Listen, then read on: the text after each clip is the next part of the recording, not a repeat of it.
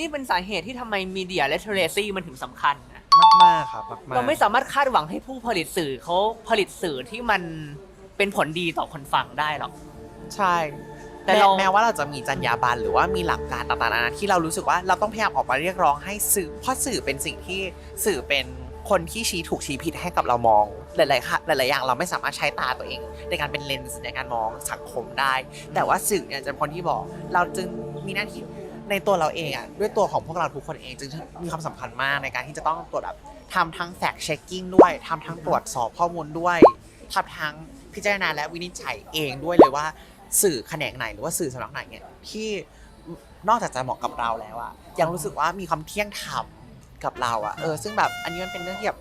ไปต่อได้อีกอะใช่อย่าไปแบนแค่สื่อฝั่งตรงข้ามนะสื่อฝั่งตัวเองบางทีเขาก็ทำตัวออกข่าวบางอย่างที่มันไม่เป็นไม่อยากจะใช้คำว่าเป็นกลางนะแต่ว่าเขาเอาเลนส์ที่มันแคบมากๆไปส่องกับภาพบางภาพ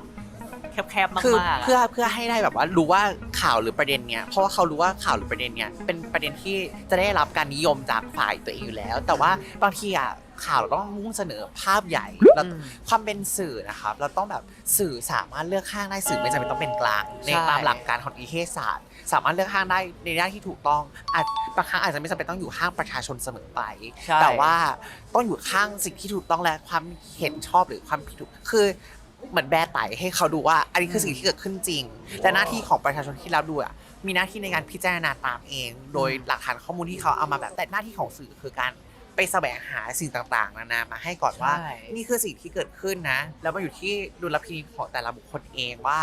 จะเลือกเชื่อหรือไม่เชื่อยังไงบ้างไม่ใช่ว่าสื่อแข่งกันไบแอสไงแต่ว่าสื่อทุกสื่อต้องพยายามทำให้ข้อมูลของตัวเองมันเมคเซนส์ขึ้นได้จากเลนส์ที่กว้างเท่าเดิมใช่มันจะเป็นผลดีมากเลยนะถ้าสมมติว่าสื่อไทยเขาเลือกข้างกันแบบละเอียดมากอ่ะมีซ้ายกลางมีกลางมีขวากลางมีขวาอะไรแบบเนี้ยแล้วแต่ละฝั่งต้องทำให้เนื้อหาของตัวเองมีความเมคเซนส์กว่าฝั่งอื่นให้ได้อ่ะคนจะได้ฟัง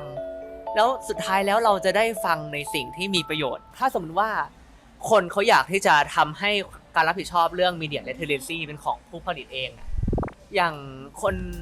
เรียนคณะนิเทศอ่ะเขาก็พอสอนบ้างว่าหลักการที่จะทำเพื่อสังคมมันคืออะไรใช่ไหมใช่แต่ว่าคนส่วนใหญ่ที่ทำงานในวงการมันไม่ได้มาจากคณะแบบเนี้ยถูกต้องแล้วไม่ได้มาจากคณะสื่อสารสุดท้ายใครจะต้องเป็นคนสอนอ่ะว่ามีเดียต้องกรองมายังไงก่อนมันต้องไปอยู่ในการเรียนการสอนประถมม.ต้นอะไรอย่างนี้เลยเหรออันนี้คือให้เราบอกใช่ปะเราจะบอกอย่างนี้ว่าวัฒนธรรมการทำงานกับสิ่งที่เราเรียนอ่ะมันต่างกันไปเลยหลายๆครั้งที่การเปลี่ยนแปลงที่เราเรียนมาถ้าจะเรียกว่าสูตรคือทุกคนเนี่ยที่เรียนจบจากคณะสื่อสารน่ะสิ่งความน่าเศร้าของประเทศไทยคือหลักสูตรบอกแบบนึงซึ่งหลักสูตรเนี่ยสอนเรามาให้แบบอยู่ด้วยอุดมการณ์อุดมคติและเจตคติที่แบบมีมาตรฐานสูงมากอะไรเงี้ยทำเพื่อประชาชนไอเดียลิสติกไปเลยใช่คือต่อให้ปัจจุบันหลักสูตรจะพยายามปรับให้เข้ากับสังคมมากขึ้นแล้วก็ตอบโจทย์กับนายทุนแล้วก็ธุรกิจสื่อมากขึ้นแล้วก็ตามแต่ว่าในวัฒนธรรมจริงๆอ่ะถามว่าสำนักข่าวหลายๆองค์กรอ่ะต่อให้มีคนแบบที่จบจากคณะสื่อสารโดยตรงไปเรียนอ่ะแต่แบบถ้าเราแบบไม่อึดไม่ถึงไม่ทนไม่ทำตามที่เขาต้องการไม่ทำแบบสมมติว่าข่าวแบบต่อให้เราจะรู้แหละว่าเราอยากทำสื่อคุณภาพก็จะมีแค่กระจึงเดียวแต่ที่เหลือคืออะไรสุดท้ายคนก็แบบคนโดยภาพรวมก็แบบทุกคนยังอยากตีหวยทุกคนยังอยากที่จะฟังข่าวดาราหรือว่าข่าวใต้เตียงอยู่ สุดท้ายมันก็ต้องแบบมันก็คือต้องตามน้ำไปเพื่อตอบโจทย์กับความต้องการโดยภาพรวมของประชาชนอยู่ดีอะไรอย่างเงี้ยเพราะมันอยู่ที่ถ้าสำหรับจองรู้สึกว่าใครที่มีโอกาสได้เข้าไปทำในตำแหน่งไหนทำตำแหน่งของตัวเองให้ดีที่สุดแล้วก็รู้สึกว่าถ้ามีโอกาสเลือกได้แล้วก็ทำให้มันองค์กรของตัวเองมันชัดเจนแบบมีคุณภาพอย่างเช่นทุกคณะน่าจะพูดเหมือนกันหมดคือคณะสื่อสารคือไทย PBS ความที่เขาเป็นสาธารณะเนี่ยมันสาธารณะจริงๆและอิสระจริงๆเนี่ยมันเลยทำให้เขาสามารถเปิดโปงและหยิบพูดอะไรได้แบบโดยตรงไปตรงมาโดยที่ก็ไม่เสื่อมเสียแบบทางจรรยาบรรณจริยธรรมแล้วก็หลักศีลธรรมเลยด้วยซ้ำให้กับแบบในระหว่างการนำเสนอข้อมูลให้กับประชาชนสุดท้ายปัญหามันขึ้นอยู่กับว่าคนจะเลือกอะไรเพราะฉะนั้นก่อนที่เราจะไปคุยกับคนที่เขามีอำนาจเรื่องสุดจริงเราไปคุยกับครอบครัวก่อนไปคุยกับญาติพี่น้องก่อนถ้าเราคิดว่าเราเปลี่ยนใจไม่ได้อะจะคิดว่าเราจะเปลี่ยนใจเพราะคนที่เขาเป็นข้าราชการมาทำได้มันก็ยากใช่ไหม